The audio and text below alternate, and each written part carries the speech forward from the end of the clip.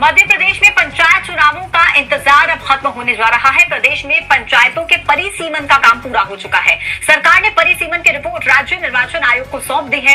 परिसीमन के बाद प्रदेश में 286 पंचायतें अब बढ़ गई हैं और अब पंचायतों की जो कुल संख्या है वो बढ़कर 22,985 हो गई है और इसी के साथ पंचायतों में 2,000 नए वार्ड्स भी बनाए गए हैं। पहले 3,62,309 वार्ड्स थे, लेकिन अब 3,64,309 हो चुके हैं। बताया जा रहा है कि 25 अप्रैल तक पंचायत चुनाव के लिए मतदाता सूची तैयार होगी। अब पंचायतों में आरक्षण का काम बाकी है। आरक्षण के लिए राज्य पिछड़ा वर्ग कल्याण आयोग ओबीसी वर्ग की जानकारी जुटा रहा है।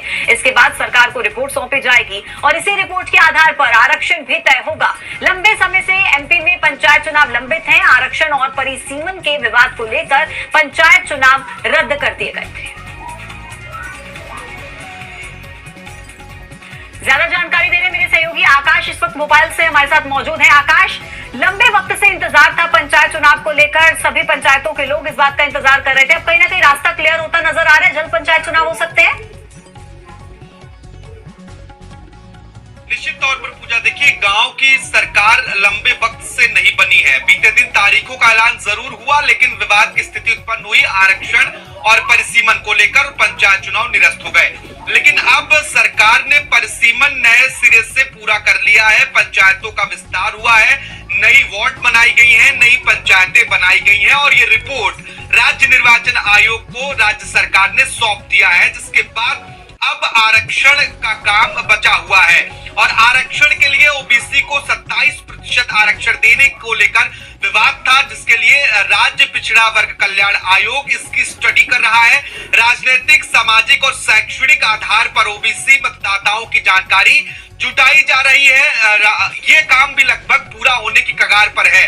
जल्द ही ये डेटा भी राज्य सरकार को ओबीसी कल्याण वर्ग आयोग उपलब्ध करा देगा, जिसके बाद इस डेटा के आधार पर आरक्षण की प्रक्रिया, आरक्षण के मानक भी पंचायत चुनाव में तय हो जाएंगे।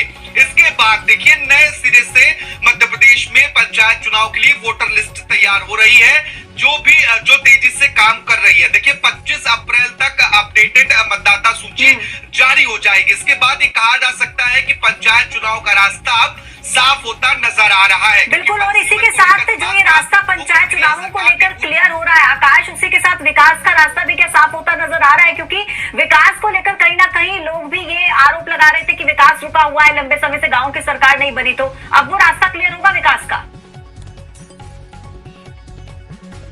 निश्चित तौर पर देखिए अब तक जो गांव की सरकार है वो जनप्रतिनिधियों के हाथ में ना होकर समूहों के हाथ में है।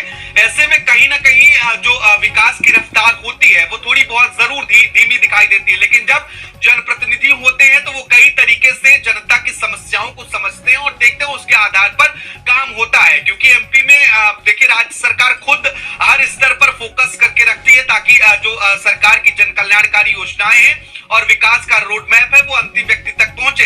लेकिन इसके बावजूद गांव की जो सरकार है वो बहुत जरूरी होती है, क्योंकि ये लोकतंत्र की सबसे छोटी इकाई मानी जाती है।